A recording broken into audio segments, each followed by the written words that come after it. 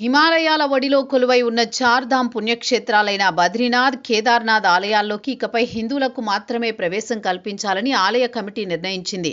అన్యమతస్థుల ప్రవేశాన్ని నిషేధిస్తూ బద్రీనాథ్, కేదారీనాథ్ ఆలయ కమిటీ త్వరలో అధికారికంగా తీర్మానం చేయనుంది. బద్రీనాథ్, కేదార్నాథ్ ఆలయ కమిటీ అధ్యక్షుడు హేమంత్ ద్వివేది ఈ విషయాన్ని ధృవీకరించారు. కమిటీ నియంత్రణలో ఉన్న అన్ని దేవాలయాల్లోకి అన్యమతస్థుల ప్రవేశాన్ని నిషేధిస్తామని ఆయన పేర్కొన్నారు. దీనికి సంబంధించిన ప్రతిపాదన రాబోయే బోర్డు సమావేశంలో ఆమోదించనున్నట్లు తెలిపారు. శీతాకాలం విరామం తర్వాత ఈ ఏడాది చార్ధామ్ యాత్ర ప్రారంభం కానుంది. ఆలయాల పునః ప్రారంభ తేదీలు ఇలా ఉన్నాయి.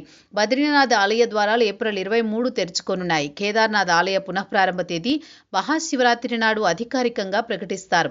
గంగోత్రి, యమునోత్రి ఆలయ ద్వారాలను అక్షయ తృతీయ సందర్భాన్ని పురస్కరించుకుని ఏప్రిల్ 19న తెరుస్తారు. ఉత్తరాఖండ్లో పెరుగుతున్న భద్రతా ఆందోళనలు, మతపరమైన పవిత్రతను కాపాడాలనే ఉద్దేశంతో ఈ నిర్ణయం తీసుకున్నట్లు తెలుస్తోంది.